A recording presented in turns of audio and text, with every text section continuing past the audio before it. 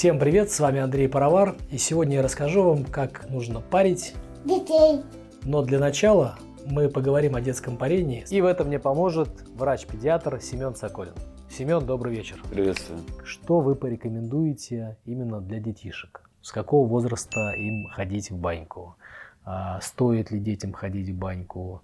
Какие моменты нужно учесть в баньке с детишками? Дети первых 3 лет жизни, наверное, в баню их вносить, пускать не стоит. Почему? Потому что у детей несколько иной механизм, незрелый механизм терморегуляции. Температура все-таки выше, да, чем вне бани. Вот. И ребенка можно просто перегреть. Вот. Поэтому я бы не рекомендовал детей до 3 лет в баню пускать вообще. Ну, разве что помыть быстренько раз, и если нет другой возможности. Соответственно, после 3 лет можно уже потихонечку начинать. Да, опять же, не поднимая температуру выше 40 градусов. И после 7 лет, во-первых, дозревает вот эта система терморегуляции, то есть она становится приближенной к терморегуляции взрослого. И плюс к этому ребенок уже достаточно сознательный, чтобы ориентироваться на свои ощущения и сказать, если ему там будет некомфортно. В любом деле очень важный момент именно ориентироваться на ощущение комфорта и не терпеть. Расскажу немножечко своего опыта. У меня 3 детей. И по внутренним ощущениям, начал заводить детишек в парную с полугода. Но как это делал? То есть брал ванночку, наливал туда водичку. Температура, как я уже рассказывал, в моей парной без пара составляет 35-40 градусов. Наливал теплую комфортную водичку для того, чтобы там ребенок мог находиться на полу. И рядом ставил какую-то прохладненькую водичку, чтобы он, соответственно, мог уже чувствовать разницу температуры. Не холодную, а так немножечко прохладненькую. И больше уже, наверное, приучал просто к самой парной.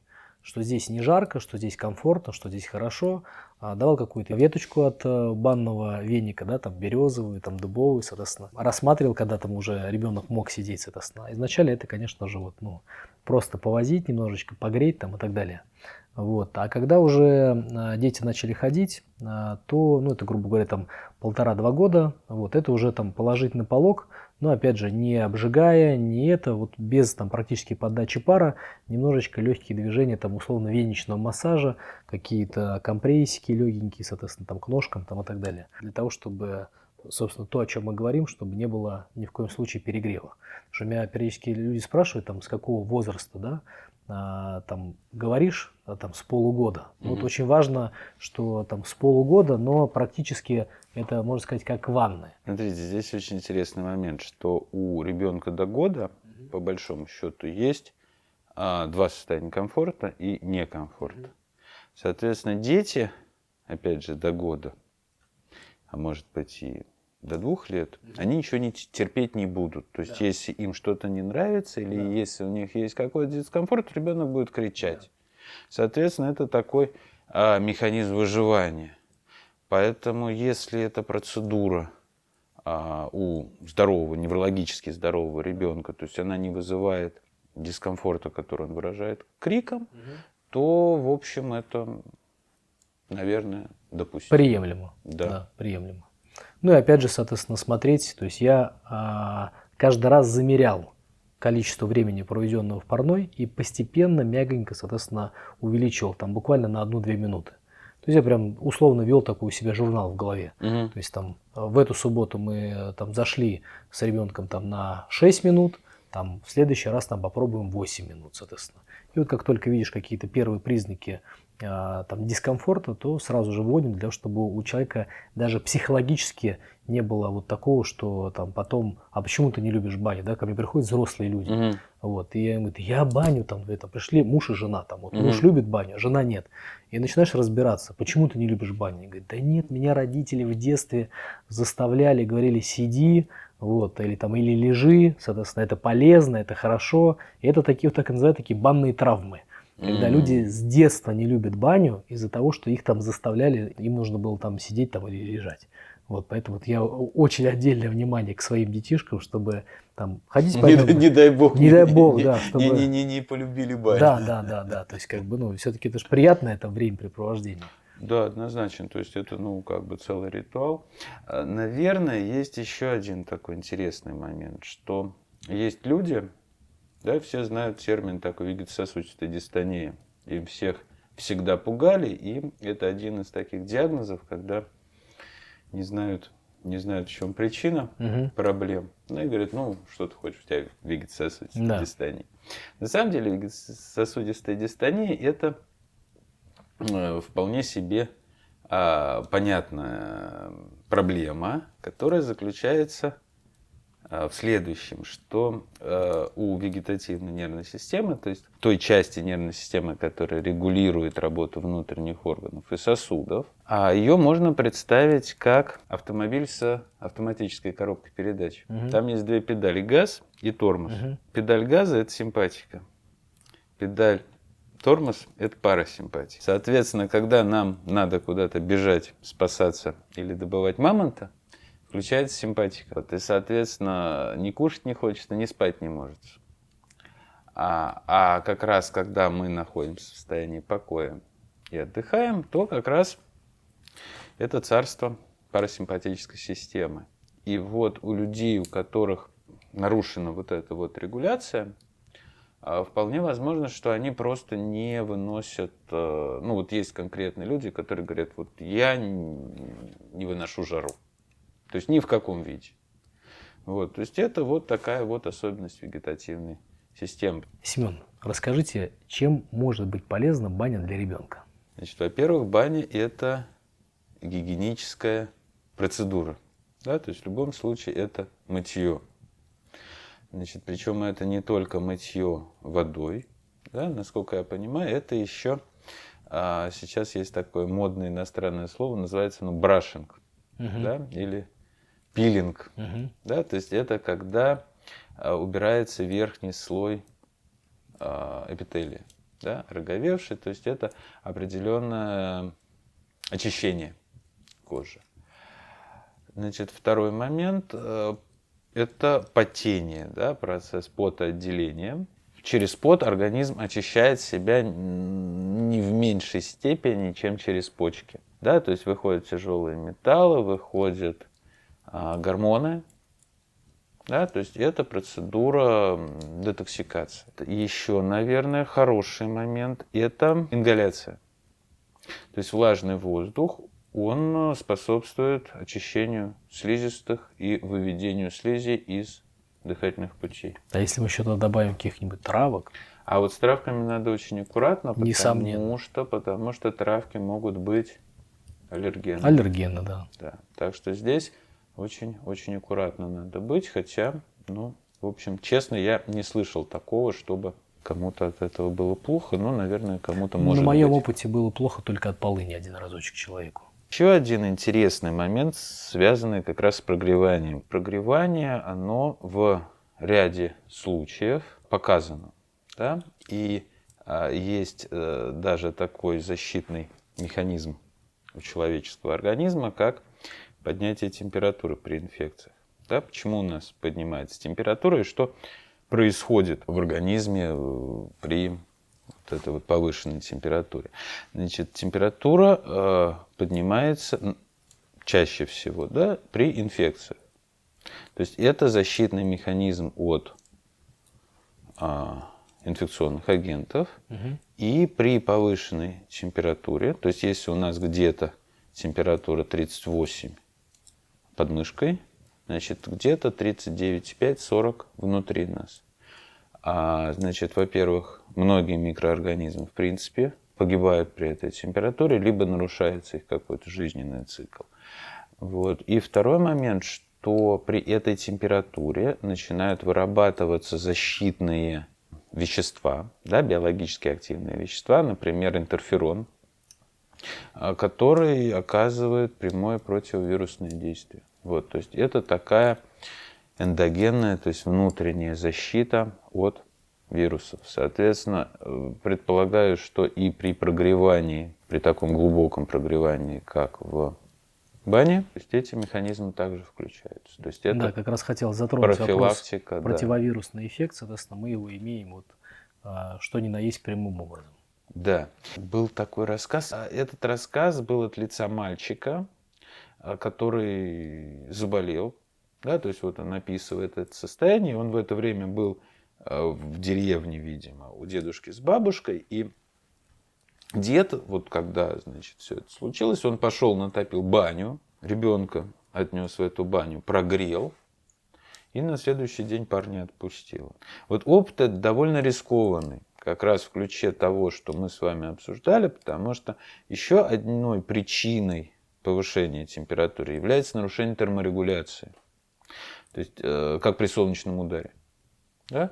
То есть организм перегревается, и мозг перестает, ну вот тот центр в мозгу, который отвечает за терморегуляцию, он сбивается, его настройка, и поэтому какое-то время у человека терморегуляция нарушена, ну и в общем ему совсем не здорово. А какие вот еще, может быть, вы знаете особенности парения для детишек, да, там, кроме тех, которые мы назвали, и как вы относитесь к веничкам, то есть можно ли детишек парить веничком? Ну, здесь, опять же, надо понимать, что значит парить веничком. Мы либо кладем пар, либо розгами лупим. Ну, скажем, меня интересует веничный массаж. То есть не лупить, а именно прикосновение веничками без там каких-то сильных ударов. Это вопрос комфорта. И если мы изначально постулируем, что мы допускаем до парной ребенка, который способен членораздельно поделиться своими ощущениями, то, в общем, ну, это его выбор. Да? То есть, ну, как бы я всегда подхожу к детям как к такому же человеку, как, да? То есть ему может нравиться, ему может не нравиться. Если ему не нравится, значит, этого делать не нужно. Ну и опять же, да, повторюсь, чем меньше ребенок, тем меньше вероятность того, что он будет в принципе терпеть то, что ему не нравится. Соответственно, это уже убеждать, уговаривать и, не дай бог, настаивать не нужно. Но мне кажется, что если да, то да, если нет, то нет. Ну, опять же, да, с учетом того, что веник это все-таки растительное сырье, вот, и ребенок не склонен к каким-то реакциям. Для себя я отмечаю вот основную, в принципе, ошибку, именно когда взрослые идут с детьми в баню, что они перекладывают какой-то свой опыт на них, вот, который, в принципе, там у большинства переложили их родители. И вот, как я уже говорил ранее, заставляют их терпеть. Да, то есть вот вы сказали ключевую фразу, то что ребенок является таким же человеком. Да. Если ему некомфортно, то ему не нужно там находиться, как-то его там отвлекать, заигрывать или заставлять тем более. То есть если человек не хочет находиться, значит этого делать не нужно. Да. Либо изменить условия пребывания, снизить температуру, может быть там добавить влажности, открыть окошко, какие-то игрушечки, еще что-то, соответственно, сделать пребывание ребенка максимально комфортным в бане. Давайте поговорим об очень важной теме. Это противопоказания для детишек к походу к бане. Первое и самое главное противопоказание – это желание и настрой. То есть, если ребенок не хочет, его не надо уговаривать, тем более заставлять. Потому что ребенок – это такой же человек, как и все остальные. И он что-то может хотеть, что-то может не хотеть. Может просто не быть настроения, а может… Ну, просто ситуация может быть такая, что он не может объяснить, да, что ему конкретно не нравится. Вот, не хочет, не надо. Ну, то есть это может быть как физиологическое, так и психологическое. Эмоционально. Да. Не хочу да. И все. Второй момент – это уже медицинские противопоказания. Да? То есть если мы будем рассматривать баню с медицинской позиции, да, то по сути, что такое баня? Это прогревание, это ингаляции, это массаж. Да? То есть это физиотерапевтические процедуры. Соответственно, противопоказаниями к физиотерапевтическим процедурам является жизнеугрожающее состояние. Это состояние после травм, например, или какие-то инфекционные процессы, в определенной степени. Да? То есть, условно говоря, что если есть какой-то легкий насморк, скорее да, чем нет. Но если там ребенок с температурой, то совершенно точно не стоит его вести в помещение, где температура выше среднестатистической комнатной температуры. Да, то есть детей при температуре нужно раскрывать, а не кутать. Да, то есть нужно увеличивать теплоотдачу. Значит, наверное, не стоит посещать баню детям с проблемами нервной системы. То есть это касается как тяжелых проблем, типа эпилепсии, так и скрытых проблем, например, при повышенном внутричерепном давлении. К сожалению, эта проблема достаточно распространена, и как-то неврологи, особенно в государственной системе здравоохранения, не уделяют этому достаточного внимания, скажем так. Еще при повреждении кожных покровов. То есть всякие сыпи, гнойничковые, негнойничковые. Вот, наверное, тоже не очень хорошо. А как подготовить ребенка к первому походу в баню? Какие бы дали рекомендации? Поход в баню – это всегда праздник. Вот. И, соответственно, люди, я не знаю, там, есть ли человек такой, который думает, вот завтра в баню идти не хочу. Понимаете? Такого же, наверное, не бывает. Вот. Поэтому, когда ребенок видит некий позитивный настрой со стороны родителей, я думаю, что никакой особой подготовки это не требует. Закаливание ребенка в бане. Как вы к этому относитесь? Положительно или есть какие-то свои минусы? И как его лучше делать? Закаливание – это, опять же, физиотерапевтическая процедура, которая представляет из себя, контраст температур. Вопреки, скажем, научному, наверное, представлению, закаливание, то есть это не обливание ножек водичкой, прохладной, это контраст. Контраст температур – это 10 градусов. Процедура для и взрослых, и детей, она, на мой взгляд, травматичная. Да, потому что, если вы попробуете, вы, наверное, пробовали, если ваши зрители, слушатели попробуют принять горячий душ, рядом поставить, горячий душ это примерно градусов, 35, да? 50. 50, вот, поставить рядом с собой кастрюлечку с водой 40 градусов и облиться, ощущения будут своеобразные. Мне кажется, что в случае детей, если ребенок сам захочет нырнуть, если ему это нравится, да, то пусть нырнет. Если его обливать холодной водой после нагревания, ему может не понравиться, он может расстроиться. Но это больше такой психологический момент. А если говорить физиологически? Нет, это физический момент. Это физический момент. То есть, то есть ничего хорошего в этом нет? Нет, хорошее в этом, наверное, есть. Но, опять же, я сторонник того, чтобы лишний раз не травмировать. Баню рассматриваем как нечто необязательное и что-то для удовольствия, прежде всего, да? То есть, если мы говорим, что нам комфортно и нам самим хочется, то, если некомфортно, то не надо. В свое время мы очень жесткое закаливание проводили с детьми первого года жизни, да, то есть при обучении плаванию в домашней ванне, то есть это непрерывное движение на спине, на животе восьмерками, и там было 3 способа. Первый, самый жесткий, ребенок доставался из воды температурой 30-35 градусов и окатывался, соответственно, 20-градусной водой с пяток до макушки. После этого ребенок краснел, то есть у него был адреналиновый криз. В лучшем случае его можно было приложить к груди 1-2 раза, он ее соснет, и он отрубался на 40 минут. Жестко. Интересно. Второй момент мы делали... А из-за чего это было? Адреналиновый криз, Отрубался он из-за чего? Именно из-за адреналинового криза? Да, то есть весь это был как раз выброс адреналина. То есть это та самая вегетативная реакция, которую мы с вами уже и потом уже компенсация. Обсуждали. Да, катарсиса. Да. А второй момент, когда уже отработана эта восьмерка, я включал холодную воду с одного края ванны и тихонечко водил. То есть у меня получалось, что у меня ребенок приходил в полюс ванны, где попрохладнее, и возвращал, где потеплее. Да? То есть и такой легкий контраст был. Ну и третий способ. Раз в неделю понижается температура воды на 1 градус. То есть мы начинали Постепенно. с 36, заканчивали там на 29-30. Но вот такой эксперимент на моем старшем племяннике. Товарищ вырос крайне... Вот он баню не примет, да, то есть ему все время жарко. То есть он вот в такую погоду, как сейчас, да, может ходить босиком по улице, ему комфортно, да, то есть и в принципе вот у него в комнате всегда холодно, то есть ему нужна прохлада. Как вы рекомендуете или не рекомендуете, и как это правильно сделать, посещать баню именно при простудных заболеваниях у детей?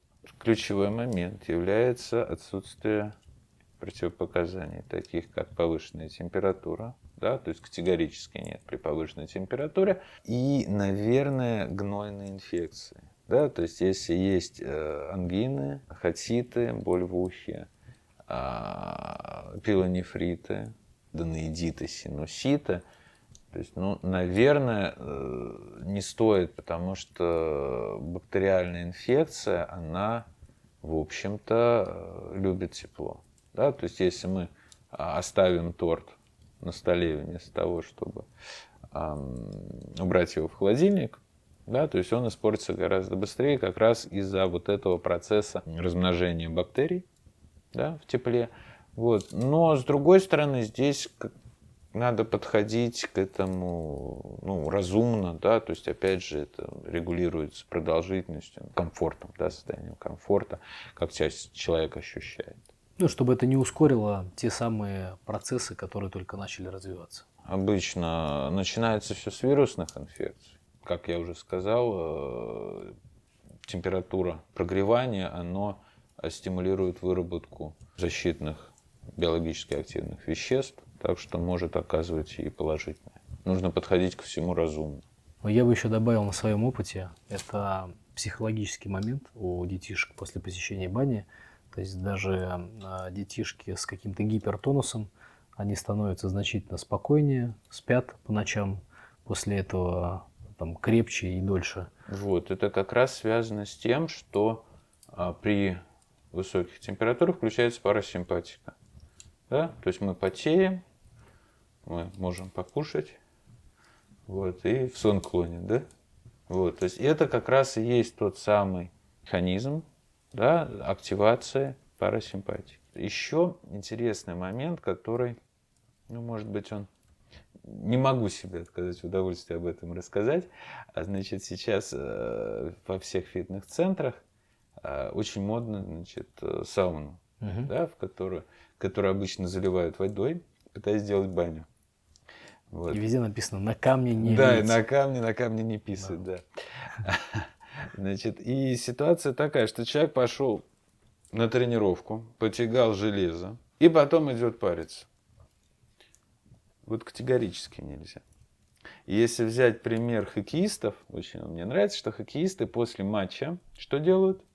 Не знаю. Они садятся в бочки со льдом. Почему? Потому что, ну, как бы на них это защита, они потеют, вот, и они травмируются. И, в общем-то, в процессе тренировки происходит травматизация мышц. Мышцы, фасции, да, соединительной ткани. Соответственно, вот после этого, если человек идет в сауну, в любое помещение с высокой температурой, что происходит? Происходит улучшение кровоснабжения. Да, сосуды раскрываются, и, соответственно, вот это вот при травмах крайне нежелательно, потому что все мы с детства знаем, что если ударился лбом, приложи холодное. То есть после тренировок в баню ходить точно не нужно. А вместо можно. Семен, благодарю. Очень много полезной информации. Я думаю, то, что нашим зрителям, а также именно родителям детей, которые сомневаются, вести ребенка в баню или не вести ребенка в баню, они сегодня получили много полезной, ценной информации и ей воспользуются. А я сейчас пойду и попарю своих детишек. Рад, что мы с вами смотрим в одном направлении, да, потому что вот это вот принцип ненасилия очень важен. Вот. И надеюсь, что то, что я вам рассказал, было интересно и полезно. Благодарю вас еще раз. Спасибо. И надеюсь, что мы увидимся с вами уже в бане. До встречи. Буду вас ждать. До встречи. До свидания. А сейчас я вам покажу парение 4-летнего ребенка.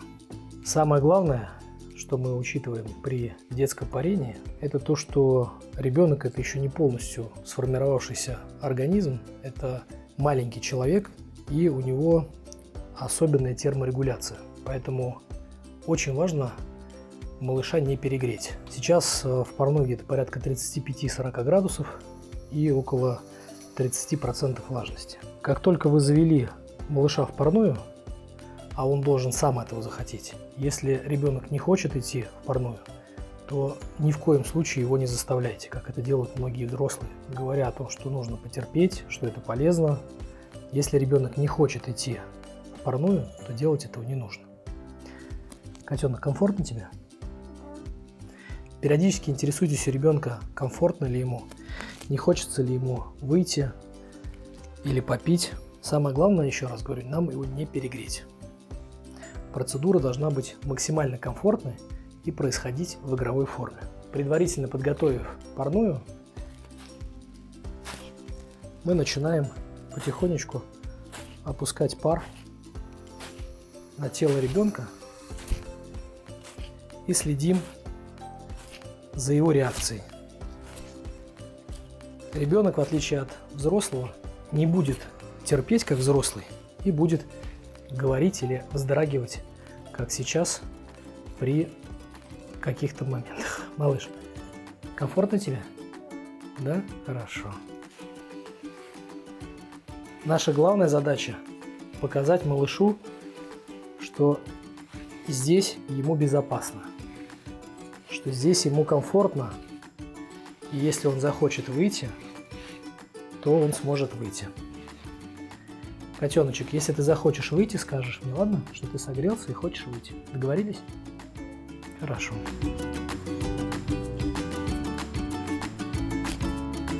Сам прогрев производим в игровой форме. Мы можем задействовать какие-то образы, либо можем задействовать какие-то присказки. Например, подул ветерок, спустился на Марка, дует теплый ветерочек, греет нашу кожицу. Чувствуешь, как дует ветерочек? Приятно тебе? Да. Вот так вот греет, греет, чтобы Марк согрелся. Любишь баньки париться? Да. А теперь прилетела тучка, и пошел дождик. Ух, тюх-тюх-тюх-тюх-тюх, дождик. Вот такой вот дождик пошел. Чувствуешь, какой теплый летний дождик? Да. Такой вот летний дождик. Не спешите поддавать. Дайте ребенку максимально долго привыкнуть к температуре. Так как я парю не 5, не 7 минут, а детское парение у меня в зависимости от того, старший это дети или младший ребенок, парю в среднем 20-30 минут, для Марка я практически не поддаю. То есть я пользуюсь той температурой и тем паром, который у нас есть в парной. Поэтому начинаем просто мягенький прогрев всего тела. Поднимаем венички наверх, согреваем их там в пару. Делаем компрессики. Теплые венички. Хорошо.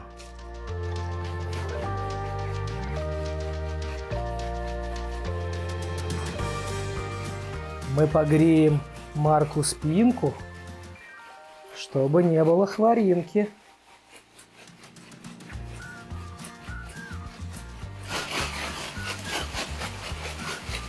Поднимай ножки. Держи.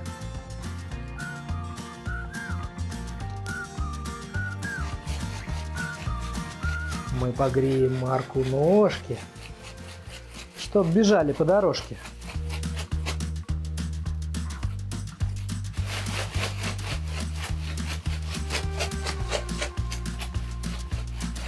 Мы погреем Марку руки, чтоб они не знали скуки. и пройдемся по плечам, чтоб спалося по ночам.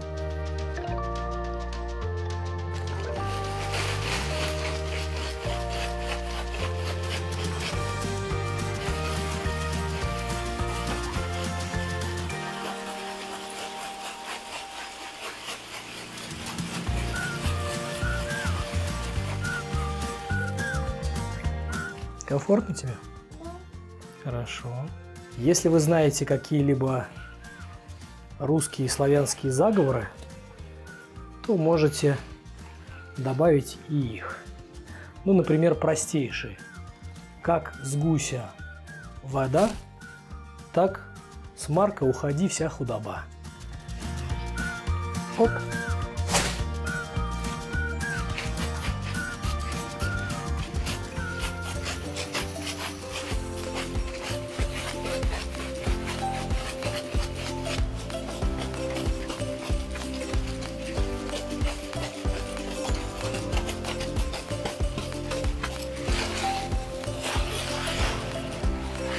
Переворачивайся на спинку. Что, тебе щекотно?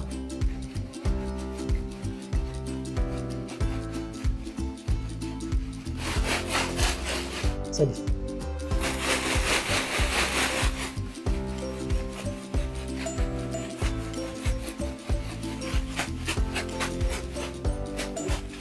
Ну что, как попарились? Нормально. Понравилось тебе? Да. Ты любишь баньку? Да. А что тебе больше всего в баньке нравится? Когда мне массаж делает девочка. Когда массаж делают вениками? Да. О, понял тебя, хорошо. А сегодня что тебе больше всего понравилось? Когда ты мне парил ноги. Ноги когда парил? Понял тебя. Ты маленьким детишкам порекомендуешь ходить в баню? Да. Ребята, ходите в баню почаще. Если у вас остались вопросы по парению детей, задавайте их в комментариях. Ну и подписывайтесь на мой инстаграм и на мой канал, и вы узнаете все секреты пара от Паровара.